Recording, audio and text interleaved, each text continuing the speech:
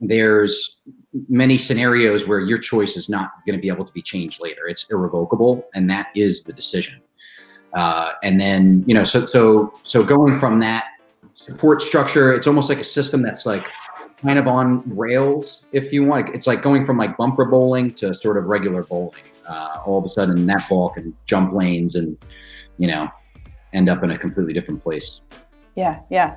I think that's so important though, because you're really guiding these men and women, in that transition where they have dedicated so much of their time, literally, putting their life at risk. And then, they transition back out and they just need that guidance on, okay, great. What do I need to do now? Sure. And that's one of the really important decisions. So I really appreciate that about, kind of your part of your niche of what you do.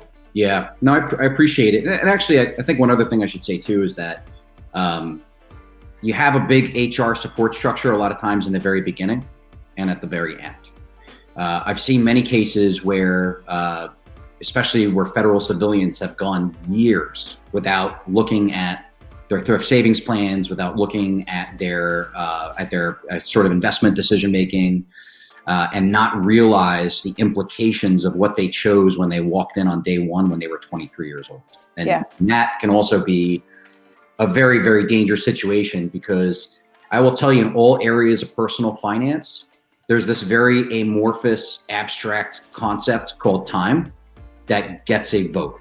And actually, the more of it that passes, the bigger the vote is that time has as a force on your personal finances. Yeah, that's very insightful and so true. Time does get a vote.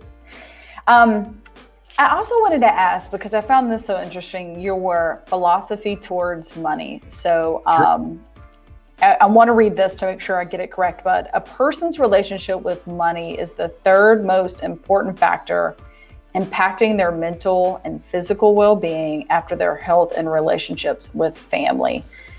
Walk us through that. Okay. Yeah. So it's the third most important, foundational part of their life after physical health and personal relationships. So essentially,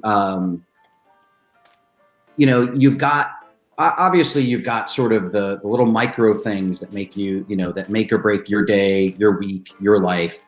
But at the end of the day, you have a foundation that is essential for your well-being, and that is obviously your physical health. I mean, that's something that can, sort of make or break a person or make or break their life. Relationships with friends and family, incredibly important. And then there is personal finance. And, we have this saying that, that this kind of truism in our society that we always repeat, that money can't make you happy. Money can't buy happiness, right? That is absolutely true. However, it can sure as hell make you miserable as well. Right. So there's a side to that truism that we just never, it's so easy to gloss over. And I mean, frankly, I have lived that, I have seen that sort of firsthand. And it doesn't, and by the way, I want to be super clear, doesn't mean you have to be rich, doesn't mean you have to be well off.